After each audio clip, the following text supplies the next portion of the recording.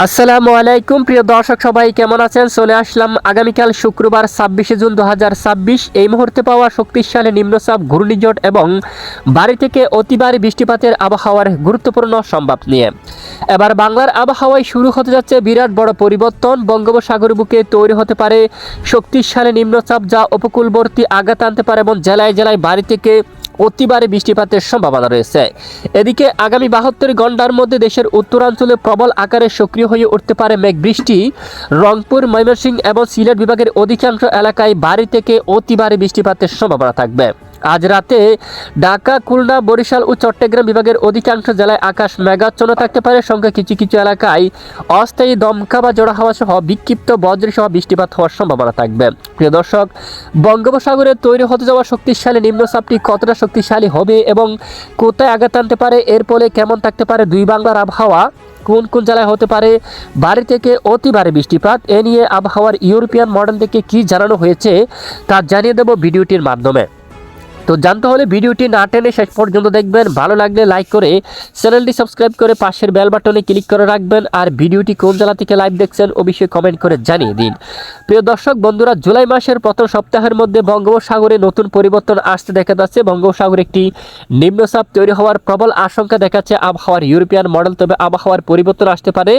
বর্তমান আপডেট অনুযায়ী আপনাদেরকে দেখাচ্ছি, নতুন পরিবর্তন আসলে জানিয়ে দেওয়া হবে। তখন কিন্তু টেকনাফ, কক্সবাজার, রোকিয়া, চানমাটি, মহেশখালী, সন্দ্বীপ, হাতিয়া এবং বরিশাল, ঝালকাঠি, পটুয়াখালী অঞ্চলের উপর দিয়ে ঘন্টায় প্রায় 60 কিলোমিটার বেগে দমকা জোড়া হাওয়া প্রবাহিত হওয়ার প্রবল সম্ভাবনা দেখা যাচ্ছে। তবে এখনো পর্যন্ত সময় রয়েছে। আবহাওয়ার আপডেট কিন্তু পরিবর্তন আসতে পারে, তখন পরবর্তীতে আপডেটে অবশ্যই আমরা জানাবো। আমাদের সঙ্গে থাকবেন। এই মুহূর্তে গুরুত্বপূর্ণ মেঘবৃষ্টির আপডেটে আমরা চলে যাব এবং আজকের রাডার উপগ্রহ স্যাটেলাইট ইমেজের কি অবস্থা তা আপনাদেরকে দেখিয়ে দেব।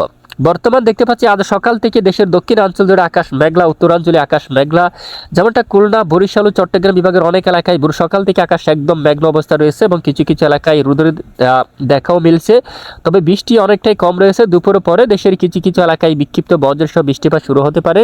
আগামীকালও সারা দেশের বেশ কিছু এলাকায় আকাশ আংশিক মেঘলা সহ পরিষ্কার থাকতে পারে। দেশের দুয়েক স্থানে আংশিক বিক্ষিপ্ত বজ্রসহ বৃষ্টিপাত হওয়ার সম্ভাবনা থাকবে। বিশেষ করে এরপরে 27 জুন মূলত শনিবার নাগাদ অতি ভারী বৃষ্টিপাত নিয়ে দুঃসংবাদ রয়েছে উত্তরাঞ্চল জুড়ে।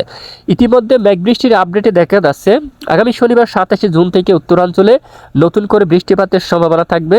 এখানে চরখাই এবং জাকিগঞ্জ এবং এখানে সিলেট বিভাগের এই অঞ্চলে জাইন্তিয়াপুর, দাওয়াকি, তারপর এদিকে ভোলাগঞ্জ অঞ্চল, সাতক বাজারের দিকে এবং এদিকে বিশেষ করে দেখুন কারিমপুর এই এলাকার দিকে, জগন্নাথপুর, পেনারবাগ এবং নেত্রকোনা, তারপর বাগমারা, নালিতাবাড়ি, পোলপুর এবং বাহাদুরবাদ সহ এবং এদিকে রংপুর, দিনাজপুর, বালুরঘাটে, পঞ্চগড়, কুচবিহার, ধুবড়ী এবং এদিকে বিশেষ করে পাঠশালা অঞ্চলে উত্তরাঞ্চলের বেশ কিছু জেলার ওপর অতি ভারী বৃষ্টিপাত হওয়ার প্রবল সম্ভাবনা দেখা যাচ্ছে।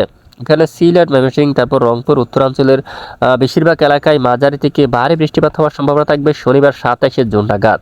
এরপরে রবিবার 28 জুন নাগাদ আবারও উত্তরাঞ্চলের বেশ কিছু জেলার উপর মাঝারি থেকে ভারী বৃষ্টিপাতের সম্ভাবনা থাকবে। রংপুর, এখানে বিশেষ করে পীরগঞ্জ, বিরামপুর, দিনাজপুর, কারলে, তারপর এদিকে ঠাকুরগাঁও, বৌদ্ধা, পঞ্চগড় এবং শীতলকুচি, কুচবিহার, আলিপুরদুয়ার, শ্রীরামপুর, এদিকে উত্তরাঞ্চলের বেশ কিছু এলাকায় অতি ভারী বৃষ্টিপাতের সম্ভাবনা।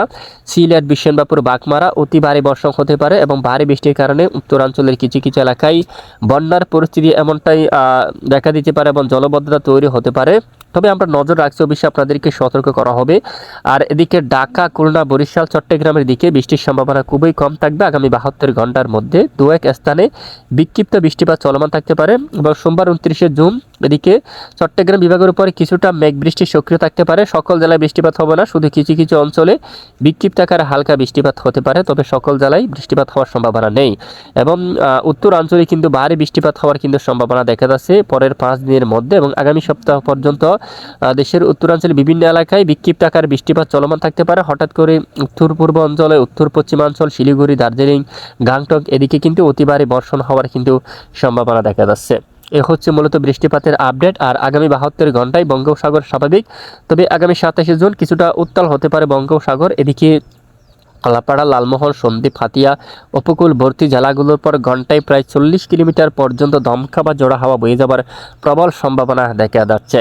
আগামীকাল শুক্রবার 26 জুন দেশের সর্বোচ্চ তাপমাত্রা কীরকম থাকতে পারে? ঢাকার দিকে যদি দেখি 32 ডিগ্রি সেলসিয়াস তাপমাত্রা থাকবে। খুলনা, বরিশাল প্রায় 30-31, চট্টগ্রাম বিভাগে 29 এবং এদিকে 30 এবং সিলেট বিভাগের দিকে 32 পর্যন্ত, তারপর ময়মনসিংহ এবং রংপুর এদিকে 33 পর্যন্ত, রাজশাহীর দিকে প্রায় 36 এবং 35 পর্যন্ত, বগুড়া তারপর সিরাজগঞ্জ এদিকে 36 পর্যন্ত, শাইলকুপা, মেহেরপুর, যশোর এদিকে প্রায় 36 ডিগ্রি সেলসিয়াস পর্যন্ত, কলকাতা, চন্দননগর, আরামবাগ, বর্ধমান প্রায় 25 ডিগ্রি সেলসিয়াস পর্যন্ত সর্বোচ্চ তাপমাত্রা থাকার সম্ভাবনা রয়েছে।